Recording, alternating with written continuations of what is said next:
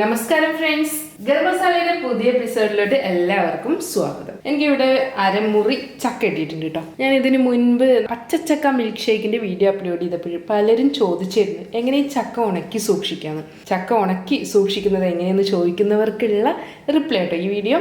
ഈ ചക്ക ഇത് നല്ല പച്ച ചക്കയാണ്. ഈ ചക്കയെ ഞാൻ മുറിച്ചെടുക്കണേ. ചെറിയ പീസുകളായിട്ട് ഈ ചക്ക മുറിച്ചെടുക്കാം. ഞാൻ ഇതിനെ വീണ്ടും ചെറിയ പീസുകളായിട്ട് മുറിച്ചെടുക്കണേ. ഞാൻ നമ്മുടെ ചക്കയെ മുഴുവനായിട്ട് മുറിച്ചെടുത്തിട്ടുണ്ട്. അതുപോലെ തന്നെ ഇതിൻ്റെ മുകളിലത്തെ ഈ ഭാഗം മുറിച്ച് കളഞ്ഞിട്ടുണ്ട് കേട്ടോ. ഇനി നമുക്ക് ചക്ക പറിച്ചെടുക്കാൻ വേണ്ടത് ഒരു പാത്രത്തിലോട്ട് നമുക്ക് ചക്ക പറിച്ചെടുക്കാം. ഈ മുഴുവൻ ചക്കയും പറിച്ചെടുക്കണം. ഈ ചക്ക ഉണക്കിയെടുക്കുന്നത് കൊണ്ട് നമുക്ക് ചക്ക കൂട്ടാൻ ഉണ്ടാക്കാം, ചക്ക തോരനൊക്കെ ഉണ്ടാക്കാം കേട്ടോ. ഉണക്ക കപ്പ ഉപയോഗിച്ചിട്ട് നമ്മൾ ഓരോ ഐറ്റംസ് ഉണ്ടാക്കുമല്ലോ. അതുപോലെ തന്നെ നമുക്ക് ഈ ചക്ക ഇല്ലാത്ത കാലത്ത് ഉപയോഗിക്കാൻ വേണ്ടിയിട്ട് ഇങ്ങനെ പ്രിസർവ് ചെയ്ത് വെക്കാം. നമ്മൾ സാധാരണ പച്ചച്ചക്കയുടെ എക്സാക്റ്റ് ടേസ്റ്റ് കിട്ടില്ല കേട്ടോ. ചെറിയൊരു ഉണങ്ങിയൊരു സ്മെല്ല് ഉണ്ടായിരിക്കും. എന്നാലും കുഴപ്പമില്ല. ചക്ക ഇല്ലാത്ത സീസണിൽ നമുക്ക് ചക്ക യൂസ് ചെയ്യാമല്ലോ.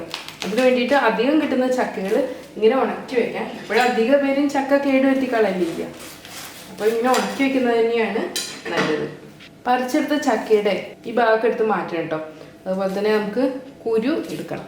ഇതാണ് നമുക്ക് ഉണക്കാൻ വേണ്ടി ആവശ്യമുള്ള ചക്ക. നമ്മുടെ ചക്ക ഞാൻ നേരത്തെ പറഞ്ഞ പോലെ തന്നെ ക്ലീൻ ചെയ്തെടുത്തിട്ടുണ്ട്. ഇനി ഈ ചക്കയെ ഞാൻ ചെറിയ പീസുകളാക്കിയിട്ട് മുറിച്ചെടുക്കുകയും ചെയ്യുന്നുണ്ട്. കാരണം ചക്ക നന്നായിട്ട് ഉണങ്ങാൻ ഏറ്റവും നല്ലത് ചെറിയ പീസുകളാക്കിയിട്ട് മുറിച്ചെടുക്കുന്നത്. പെട്ടെന്ന് ഉണങ്ങി കിട്ടും. അതിന് വേണ്ടിയിട്ടാട്ടോ ഞാൻ ചെറിയ പീസുകളാക്കിയിട്ട് മുറിച്ചെടുക്കുന്നത്.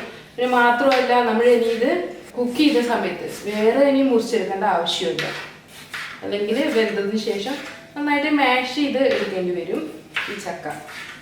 അപ്പോൾ ഞാൻ ഈ ചക്കയെ മുഴുവനും ചെറിയ പീസുകളാക്കിയിട്ട് മുറിച്ചെടുക്കുകയാണ്.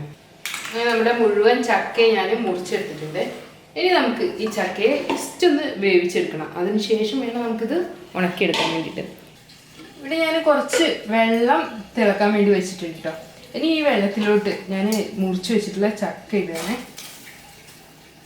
മുഴുവൻ ചക്കയെ നമുക്ക് ഇതിലോട്ട് ഇടാം.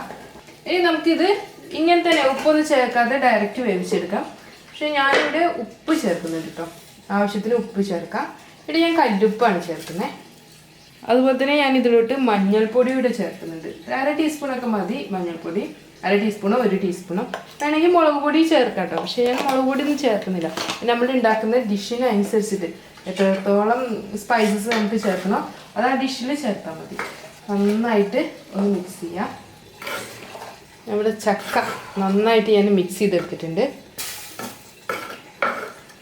ഇനി ഞാനിത് അടച്ച് വെച്ചിട്ട് ഒന്ന് തിളക്കണം. അത്ര മതി കേട്ടോ. ഒരു തിള വന്നാൽ മതി.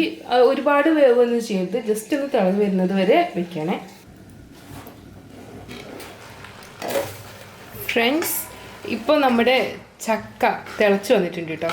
ഇങ്ങനെ ഒന്ന് തിളച്ച് വന്നാൽ മാത്രം മതി.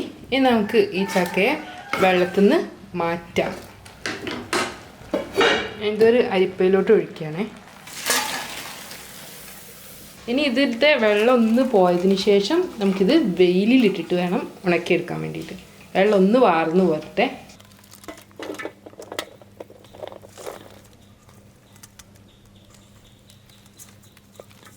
ഇനി ഇത് ഇരുന്നിട്ട് ഉണങ്ങി വരട്ടെ കേട്ടോ. ഒരാഴ്ചയൊക്കെ ഉണങ്ങേണ്ടി വരും.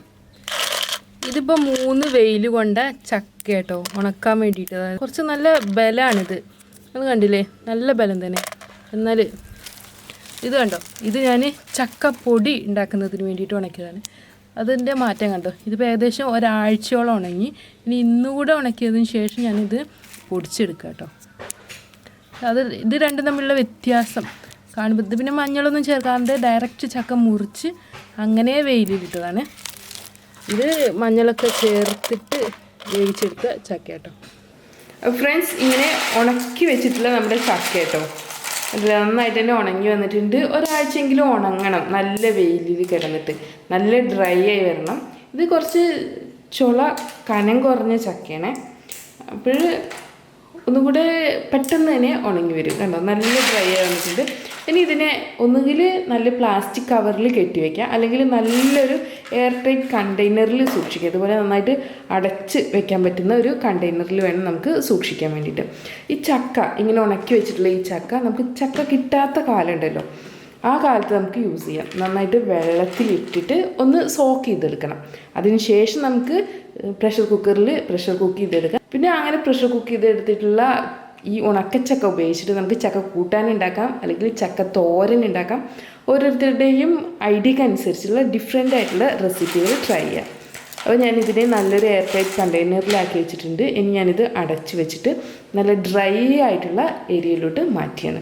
അപ്പോൾ ഫ്രണ്ട്സ്, എല്ലാവരും ഒന്ന് ട്രൈ ചെയ്ത് നോക്കണം കേട്ടോ. ഞാൻ ചക്ക കിട്ടുമ്പോൾ, ഇപ്പോൾ നമുക്ക് ചക്കയോട് വലിയ വിലയൊന്നും തോന്നില്ല, പക്ഷേ ചക്ക ഇല്ലാത്ത കാലത്ത് ചക്ക ഒന്ന് കഴിക്കാനൊക്കെ തോന്നുമല്ലോ. ആ സമയത്ത് നമുക്ക് യൂസ് ചെയ്യാം. പച്ചച്ചക്കയുടെ അതേ ടേസ്റ്റ് ഒന്നും കിട്ടില്ല, ചെറുതായിട്ടൊരു ഉണക്ക സ്മെല്ലുണ്ടായിരിക്കും. നമ്മൾ ഉണക്ക കപ്പയൊക്കെ ഉണ്ടാക്കില്ല, അതേപോലെ ഒരു ചെറിയൊരു ഉണക്ക സ്മെല്ലുണ്ടായിരിക്കും. എന്നാലും ചക്ക കിട്ടാത്ത കാലത്ത് നമുക്ക് നല്ല ടേസ്റ്റ് തന്നെ ചക്ക കൂട്ടാൻ കഴിക്കാം, ഇങ്ങനെ ചക്ക ഉണക്കി വയ്ക്കുകയാണെങ്കിൽ. ഫ്രണ്ട്സ്, വീണ്ടും നല്ല അടിപൊളി റെസിപ്പികളും വ്ളോഗ്സും വീഡിയോസും എല്ലാം ആയിട്ട് നമുക്ക് കാണാം. Thanks for watching. Thank you.